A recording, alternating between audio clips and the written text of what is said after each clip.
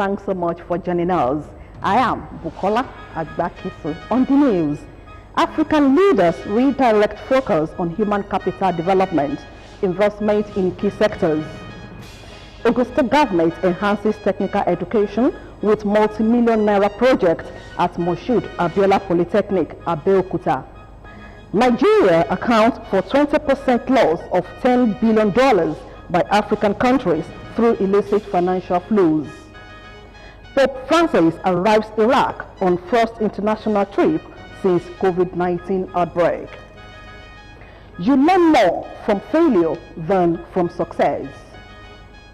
And on sport, NDD, Iheanacho, others may shun AFCON qualifiers due to travel restrictions. This and more sports story coming your way on the sports segment of the news. I am Emmanuel Dasaulu. Thanks so much for joining us once again. The Senate Committee on Aviation were in Ogun State as part of their oversight function to the legislative powers to make aviation functional in the state. The committee, led by Senator Smart Adeyemi, visited the governor of Ogun State, Prince Dakpo Abiodun, in his office.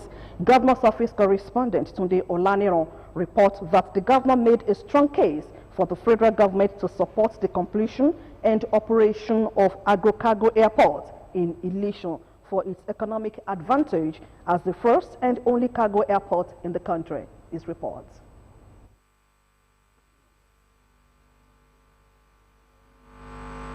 The Senate Committee on Aviation is in Ogun State to perform an oversight function. Their first port of call was the office of the Governor of Ogun State, Mr. Abiodun. The chairman of the committee observed that Ogun State has a good past and a promising future. Construction here. The essence, like I said, is for us as a committee to have a fair idea of the situation on ground. I've had discussion with the Minister of Aviation on several occasions on this issue of two airports under construction in Ogun State. I recall just a few days ago, the Director General of Nigeria Civil Aviation, Captain Musa Nuhu, equally raised this issue with me and the Permanent Secretary. And I said to them, I have not been to Ogun State, so I wouldn't know what they are talking about. So our coming here is for us to see how we can look at these two airports and help the Aviation Minister on one hand, and that because it will guide us in the course of legislation and budgeting for the Ministry of Aviation. The governor of the state made a strong case for the cargo airports in Ileshan Remo. Our decisions here are guided by all the principles of good governance. That is, we ask ourselves, in decision making, we ask ourselves, is this a fair decision? Is this equitable to all? Is the process transparent? Is it inclusive? Have we consulted our people in the course of making this decision? Is it of economic importance? Is it of economic value?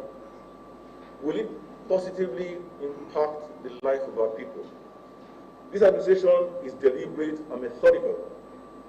The need to have a cargo airport was made by a joint interministerial committee, and we consequently evaluated the initiative that was started by previous administrations because government is a continuum. After a thorough evaluation, the choice of the airport cargo location in Ileshan was unanimous because it complements the agric processing factories ecosystem in that corridor with access and egress road networks. We are also very clear that we do not need a passenger airport. A lot of verifiable work has been done on this cargo airport, and we're very excited about the opportunities that this metropolis presents. He noted that it makes developmental, economic and transportation sense to get the Agrocargo airport operational as soon as possible. This airport's location, the access and egress routes is like second to none. Lagos Ibadan Expressway you came on or from is less than a kilometer away from this airport, less than 1 kilometer away from this airport. Shagamu Benin Expressway is less than a kilometer away from this airport. You will see that this evening. So we are not investing in any new access road. Those are probably the two busiest roads in this country. He spoke about the gas pipeline. The gas pipeline is actually parallel to Shagamu-Benin Expressway, which is less than a kilometer away. So that guarantees us that we can have a power plant in that place that will guarantee 24 hours electricity. This is part of our electricity supply master plan in Ogun State. The Commissioner for Finance and Chief Economic Advisor of Ogun State, Dapo Kubadejo, made a presentation to validate this proof. Other senators in the committee also lent their voice. We don't need a passenger airport. We need a cargo airport. And I can say this, with all the approval in the submission made to us by the Chief Economic Advisor to the Governor, from the Federal Ministry of Transportation and NCAA, what we have is a cargo airport. So for the states to have any passenger airports, they have to seek for another approval from both the NCAA and the Ministry of Transportation for a passenger airport. So as of today, what is known to us in the National Assembly and in government is the approval given for this cargo airport by the Ministry of Transportation and NCAA. So if there's no any other approval anywhere, there cannot be any passenger airport but a cargo airport. The Aerocargo Airport in Idishon Remo is the first and the only Aerocargo airport in the country. Tunde Olanero, Ogtv News. Now to Chief Olusegun Obasanjo at 84. The African continent cannot afford to be left behind as the world uses the opportunity of the lessons taught by outbreak of COVID-19 to focus more on adequate investment in the key sectors of human life and general well-being. This was the cross of opinion at the International Colloquium to mark the 84th birthday of the former president of Nigeria, Chief Olusegun Obasanjo, held at the auditorium of Olusegun Obasanjo Presidential Library, Abeokuta. Matthew Shoumi was part of the event, which was both on site and virtual, and brought back this report. March 5th of every year is not just a time for the former president of Nigeria, Chief Olusegun Obasanjo, to celebrate his birthday, but has been used to contribute to issues of national and international development. The International Colloquium to mark the 84th birthday this year has reflection on governance and changes for post-pandemic leadership in Africa and focuses on how the pandemic will shape the economy, politics, security, and socio-cultural development of African nations and what governance models are needed to cope with the impacts. The three-part program commenced with a virtual panel discussion by African youth on governance in Africa post-pandemic. This was followed by the International Colloquium, where contributors from different parts of the world reflected on governance and changes for post-pandemic leadership in Africa through different topics, as there were also contributions from the physical audience. Africa's response to these challenges gives me hope that the continent will not waste the experience of the crisis. We need to protect each other. And so what happened in America was long queues outside gunshots. Government was giving leadership in ensuring that we get back to normal. Then came the time for the celebrants, the former president of Nigeria, Chief Olusegun Obasanjo, who revealed that he was at a point tested positive for COVID-19, said he believed in his mind that he would never die of COVID-19 and commended the role of government at all levels in stemming the tide of the virus. The former president said even though Africa is not yet out of the wood, the continent must act collectively, as he attributed the low cases recorded in the continent against the general prediction to God factor. We must act collectively, and that is not happening yet. Let us look at our situation in Africa. If we have no technology to produce the vaccine, which even Cuba has, don't we have sense to come together and do collective purchase? Some of the dignitaries also speak about the life of the man generally described as Baba of Africa. But you cannot become a president without belonging to a party. So he was dragged into PDP, and I remember my late friend, Sukuye, he went to him to persuade him to come. I remember that same day that we went to meet him at Itaiko. He's a good leader that has touched so many lives, and Baba has been able to mentor all of us. I am one of the people that Baba has mentored, and I am glad and proud to be associated with him. He's a God-gifted man. 4 times he has escaped death by the grace of God.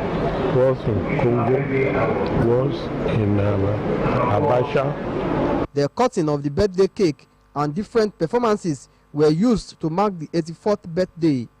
Matthew Showme, Ogtv News. And still on OBJ at 84, Ebora Owu, as Chief Matthew Olusegun Aremu Obasanjo is fondly called, is by all standards a rare God's breed of his generation. Born without silver spoon, Chief Obasanjo has, by dint of hard work, perseverance and God's favor, attained the height of his sojourn on earth. The 2-time Nigerian leader is now 84 years old. Bumi Adegun puts together those special tributes on him. It has become a yearly ritual that today friends and associates of Nigeria's former president, Chief Olusegun Obasanjo, converge in the hilly town of Abeokuta, Ogun State, to mark his birthday. A similar thing happened this morning.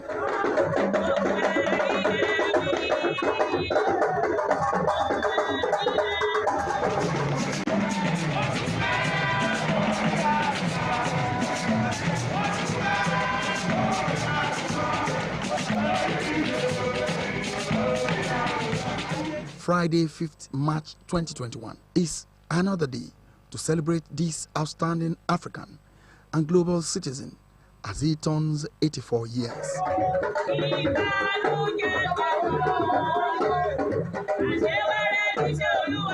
Beyond mere jollification, these yearly gatherings have become a festering ground for cross-fertilization of ideas among some of the world's best minds on no few contemporary problematics. Obasanjo's story is his rigorous lifestyle from infancy. He was said to have started life in the village of Ibogunolaogun in a modest family of peasant farmers.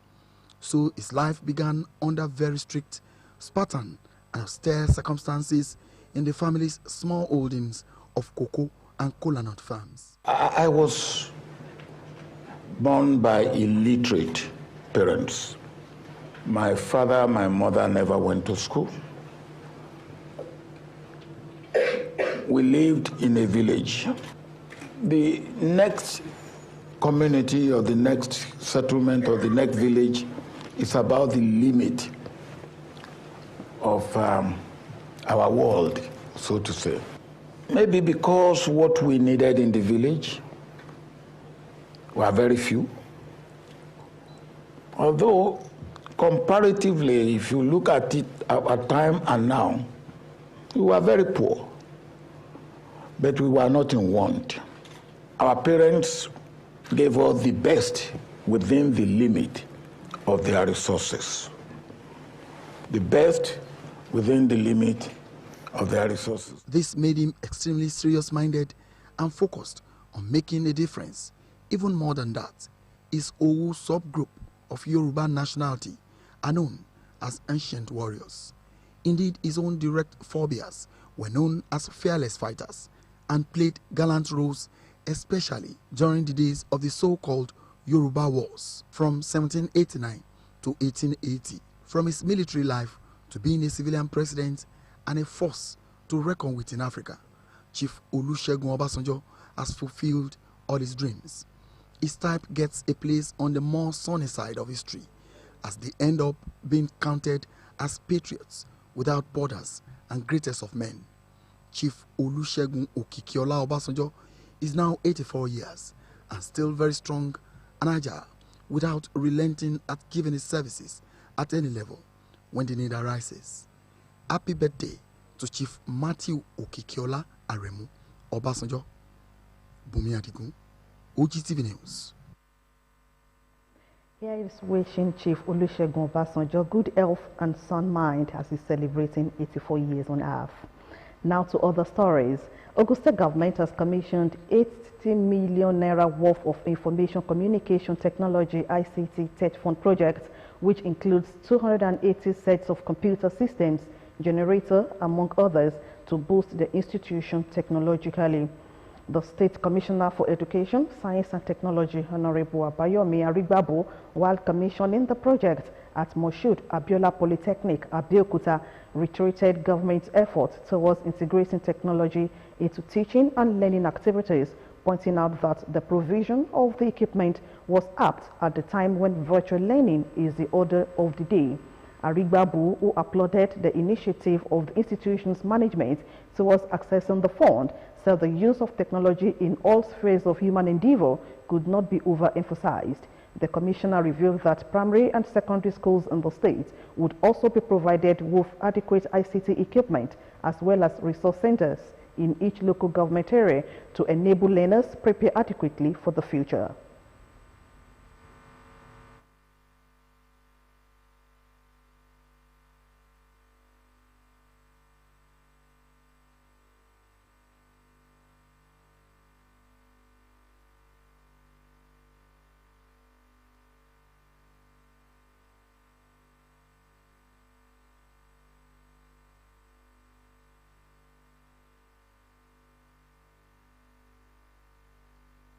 I'm really impressed. I'm impressed because the Polytechnic management seem to be moving in tandem with the vision of the governor of this state, His Excellency, Dr. MFR. Because you remember that coming on board, we also set up the tech hub, When you enter Abeokuta, you see the tech hub. Because we believe that technology should be used to drive the state as a whole. And for us in education, we believe that the use of technology is very, very important and very, very paramount. In his remarks, the acting rector of Moshood Abiola Polytechnic, Dr. Adeoye Odedeji, reaffirmed that the project would not only help the students of the institution, but would be an advantage to the Joint Admission and Matriculation Board, JAMB, and other academic purposes. Dr. Odedeji applauded the giant strides of the government towards ensuring that education takes its pride of place, promising that the institution would continue to produce worthy ambassadors for the state. And still on education, the 2020-2021 edition of the annual secondary school quiz competition put together by SG Holdings has been concluded with 2 secondary schools from Ota clinching the first position in both junior and senior categories. They are Igomode Grammar School, Ota, for the senior category, and the Ambassadors College for the junior. Margaret Okunlola covered the keenly contested competition held at the old studio of the Ogtv Television, Abeokuta. A report. Education is the bedrock of progress in the society, as its impact cannot be underestimated. Hence, the need for the 2020-2021 edition of the annual quiz competition for students of secondary schools in Ogun State, put together by SG Holdings. The State Commissioner for Education, Science and Technology, Professor Abayomi Arigbabu, applauded the initiative, saying it will go a long way in improving learning process in the school environment and bring the best out of students. I want to commend the organizers of this one, SG Holdings, for putting this together. We have always said that Ogun State government believes that all of us should contribute for the development of education in the state. It's important to have this type of competitions to help the children to continue to work hard and read their books. The brain behind the competition and the CEO, SG Holdings, Mr. Deji Shomoye, encouraged students to put in their best while urging stakeholders to support government in building future leaders. Quality education in the field of science and technology is what we need as a nation. Is that no socio-economic transformation and economic prosperity can take root in any nation without sound science and technology education. After a keenly contested final stage in the junior category, Enoch Afenisumen from Great Grace Science Secondary School, Owodeyewa, came third. Madum Mary Victor from Apt Scholars Universal College, Ota, came second, while Oshitade Oluwafemi from the Ambassadors College, Ota, came first, and were all given cash prizes. In the senior category, Henry Fowobaje from the Ambassadors College, Ota, came third. Samuel Ojo Oluwatobi from Apt Scholars Universal College, Ota, came second, and Ugota Wisdom from Igomode Grammar School, Ota, came first. The winners expressed their gratitude to God and to the organizers for the opportunity. I feel really good about it, and I thank God. I feel not very bad. I still have hopes. The General Manager of Ogun State Television, Mr. Festus Kende, presented awards to the junior category, while the President of the All Nigeria Confederation of Principals of Secondary Schools, ANCOPS, Dr. Mrs. Womiloju, presented prizes to the senior category. Margaret Okunlola, Ogtv News.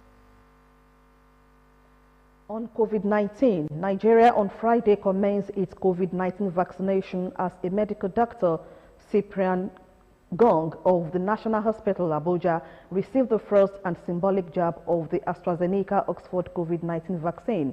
The chairman of the Presidential Task Force on COVID-19 and Secretary to the Government of the Federation, Boss Mustafa, flagged off the exercise on behalf of President Muhammadu Buhari.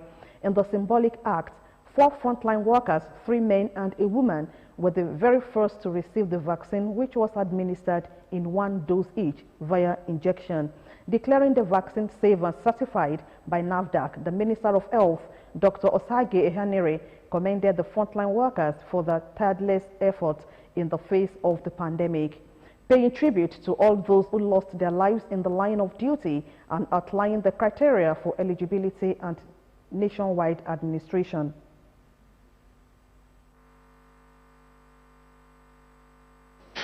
But hopeful exercise to see our fellow citizens develop immunity against this virus. Since for our environment, getting the right vaccines that are suitable for our cold chain infrastructure. Earlier today, we got the news from our sister agency, the NAFDAC. The DG NAFDAC is here. Her team worked tirelessly over the last 48 hours to do the final checks to the vaccines, and she gave us the good news that apart from certifying that these vaccines are safe, they've done the final checks. And World Health Organization Strategic Advisory Group of Experts on Immunization says the AstraZeneca vaccine has the efficacy of 63.09%. Longer dose interval within 8 to 12 weeks range is associated with greater vaccine efficacy, but not to be administered to pregnant women. The news continues after this time out. Don't go away.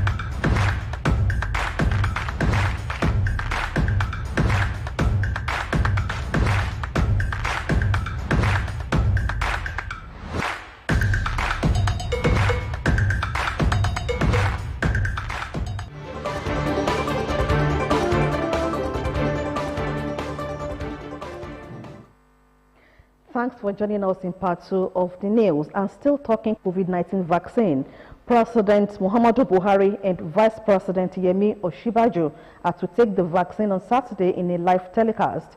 Similarly, state governors and their deputies are to take the Oxford AstraZeneca COVID-19 vaccine on Wednesday, March 10.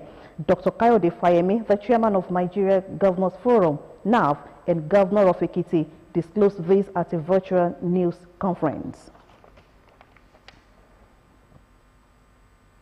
The 36 state governors under the aegis of Nigeria Governors Forum, NGF, unanimously agreed to take the COVID-19 vaccine on Wednesday, March 10, 2021, with their deputies. The resolution was taken at the just concluded emergency teleconference meeting chaired by Governor Kayode Fayemi. Also, the meeting was attended by the Secretary to the Government of the Federation, Mr. Boss Mustafa, Minister of Health, Dr. Osage Ehanere, the Director General of National Primary Healthcare Development Agency, and the Director General of the Nigeria Center for Disease Control, and the governors adopted the guidelines produced by the National Primary Healthcare Development Agency. And still on COVID-19 vaccine, the National Agency for Food and Drug Administration and Control, NAFDAC, has certified the AstraZeneca vaccine safe for use in Nigeria.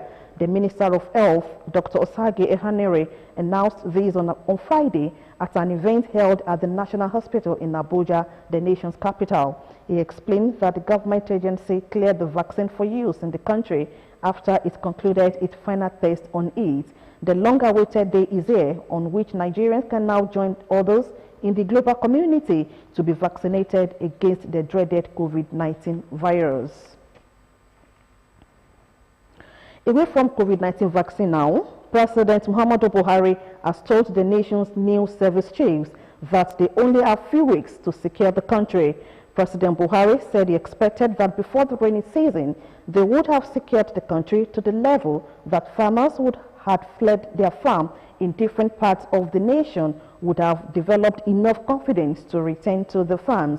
He gave the charge shortly after decorating the new service chiefs with the new ranks at the Presidential Villa, Abuja. He directed them to identify competent officers and deploy them appropriately to achieve the target. Those decorated with the new ranks include the Chief of Defense Staff, General Lucky Irabo, Chief of Army Staff, Lieutenant General Ibrahim Atayero, Chief of Naval Staff, Vice Admiral Awal Subairo, and Chief of Air Staff, Air Marshal Isiaka Amowo. Vice President Yemi Oshibajo, Secretary to the Government of the Federation, Boss Mustafa, Minister of Defense, Retired Major General Bashir Magashi, and Chief of Staff to the President, Ibrahim Gambari, among other top government officials, attended the event. Nigerians have been enjoined to remain united and work for the peace and progress of the nation as embedded in the Holy Books. Imam Abdul Fattah Buhari stated this during the first Jumat service at the new auditorium of the Ogun State Secretariat of the Muslim Community Central Mosque, Ukemoson, Abeokuta, Benga, Adekoya, as the details. It was the first Jumat service at the new mosque auditorium of the Ogun State Government Secretariat Muslim Community, comprising faithful from the House of Assembly Mosque, Muslim Pilgrims Welfare Board, and the Old Secretariat Mosque.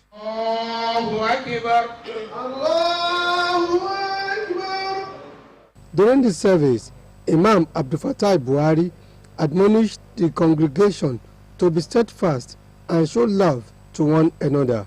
I beseech Allah subhanahu wa ta'ala in his infinite mercies to reward each and every one of us abundantly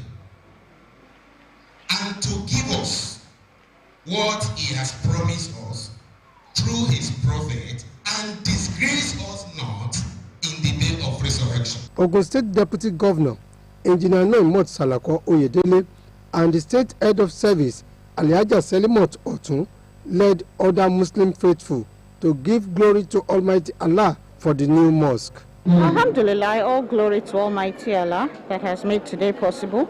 We thank the people who conceived this mosque, because this was conceived before we came here to Kemoson, and everybody who has contributed in a way to getting it this far. And we pray that Almighty Allah empowers all of us who are users here to be able to complete it. Instead of people observing the Jumats here and there, it's better that we come together and observe the prayer here. More so, the mosque is big enough to contain everybody. The mosque, when completed, will become the Congregational Central Mosque, where the three major Muslim Ummah will be observing the weekly Jumat service. Benga, Adekoya, Ogtv News. Sergeant Benga Olajide, a police officer accused of brutality, has been ordered to be properly investigated and sanctioned appropriately by the police force before the panel's recommendation on the case. The chairman judicial panel of investigation, retired Justice Solomon Ulugbemi, gave the order while attending to the petition filed by one Olushola Olatojoye accusing the officer of stabbing him on one side of the neck with a knife. Elizabeth Eson reports. Mr. Olushola Olajide, a weightlifter and a fourth runner-up in the 69 kg category, who represented Nigeria in India in 2008, petitioned one Sergeant Benga Olajide for brutality on 2nd February 2017. The respondent, Sergeant Olajide, while appearing before the panel, claimed to have stabbed the petitioner in self-defense and has since been punished for it. Question ẹlẹ́ẹ̀kejì tí mẹ́tẹ̀ pé ó ń bẹ̀rẹ̀. Ẹ̀yin méjèèjì ẹ kó ìbọn dání ní ọjọ́ yẹn. Ìgbà tí lẹ fún mi látẹ̀yìn, the next thing lẹ ṣe ọbẹ̀ yẹn fún mi ní ọrùn. You did not slap him from behind. I tapped, not slapped, my lord. Tap. Going by the panel's investigation, it was revealed that no proper investigation was carried out by the force for the respondents to be prosecuted, but was rather promoted instead of being demoted. The panel's chairman therefore ordered immediate retrial in the orderly room and appropriate prosecution initiated. In view of the fact that Sergeant Olajide Gbenga had to be brought all the way from Akure Ondo State and may escape justice if allowed to go away without immediate investigation and trial, the said respondent, Sergeant Olajide Gbenga, post number 385491, is hereby handed over to the Commissioner of Police, Ogun State, through the Command Provost, SP Badamosi Dende, for proper investigation, orderly room retrial, and prosecution. After the third adjournment of the petition, it was closed, and the panel confirmed that it would further make appropriate recommendations to the government. Elizabeth Eson, Ogtv News. Following the fallout of 2019 distribution of malaria-treated nets in Ogun State, 80% ownership and use campaign has been initiated and will commence on the 16th May 2021. The program director for Malaria Society for Family Health, Dr. Ernest Nwokolo, while leading his delegation on an advocacy visit to the management of Ogtv, confirmed that 3.7 million treated mosquito nets will be given free to residents of the state during the house-to-house campaign, which will afford the team to educate and enlighten recipients on the use and importance of the nets. The general manager, Mr. Festus Kennedy, on behalf of the management, commended the team for identifying with Ogtv for such a laudable program and promised to give necessary coverage and publicity before, during, and after the exercise.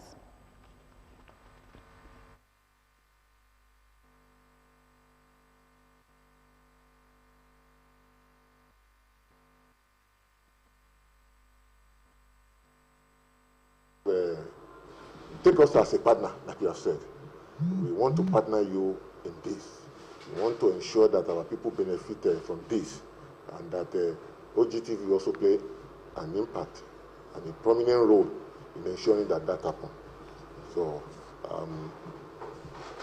before May, if you come, we will receive you, and by May also, if you come, be rest assured that we will provide the necessary support and assistance to ensure that we have success of this particular campaign.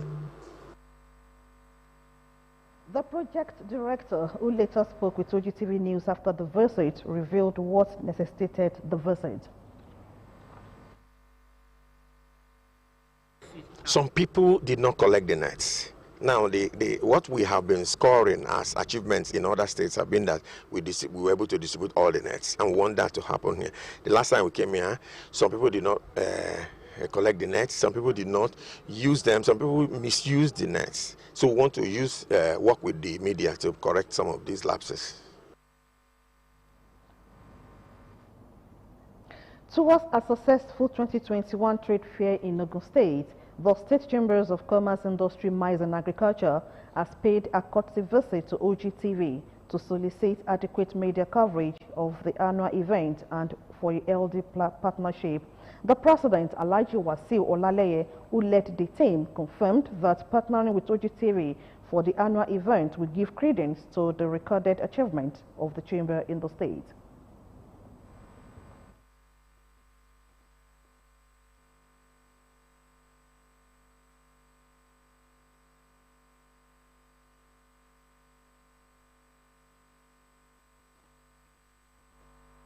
We are here on a visit to the General Manager of Ogun State Television and the station to solicit for the support of the station on our coming 10th Gateway International Trade Fair, April 2nd to April 12, 2021.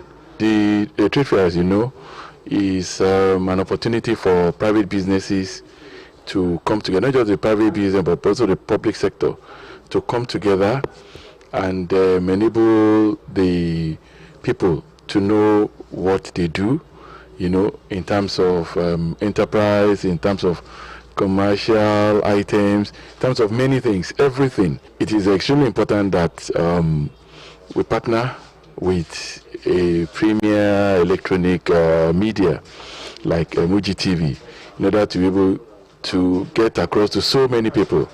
You know, we need the reach. The 2021 Trade Fair in Ogun State will be flagged off on April 2nd, 2021. In a bid to enhance productivity and boost morale among workforce, the Ogun State Civil Service Commission has announced the conduct of proficiency test oral interview for the work superintendents who sat for the year 2019 proficiency test. In a circular signed by the Permanent Secretary, Civil Service Commission, Mr. Kolawole Ogunlano, stated that the oral interview, which is scheduled to hold from 8 March 2021, would last for 4 days.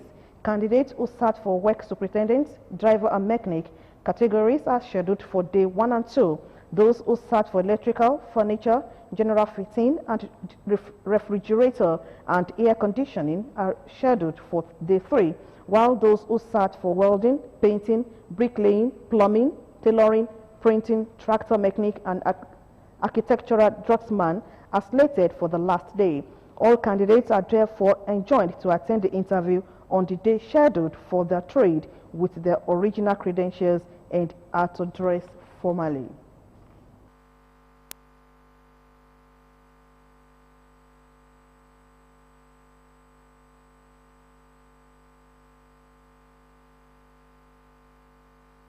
The death of a Nigerian actor and former broadcaster Sadiq Daba, who shot to limelight in the 1970s in the television soap opera Kokoro at Dawn, has taken the film industry by storm, and many are yet to get out of the shock.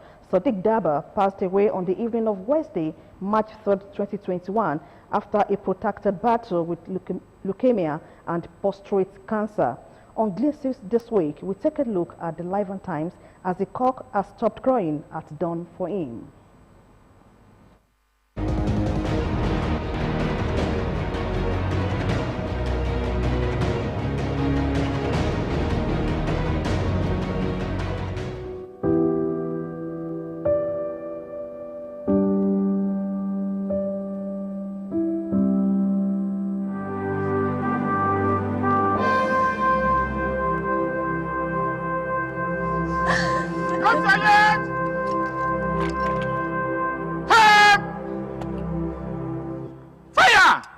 Sadiq Abubakar Daba, popularly known as Sadiq Daba, a Nigerian actor and broadcaster, had his secondary education at St. Edward's Secondary School. He got higher degrees in many institutions, including Ahmadu Bello University in Zaria. Daba worked as a broadcaster for Nigerian Television Authority. His acting career came to prominence in the late 1970s.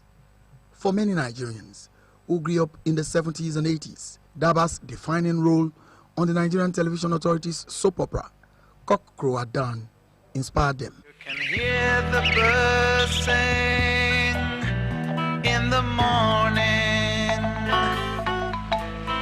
You can hear the water splashing down the hill, kind of roaring.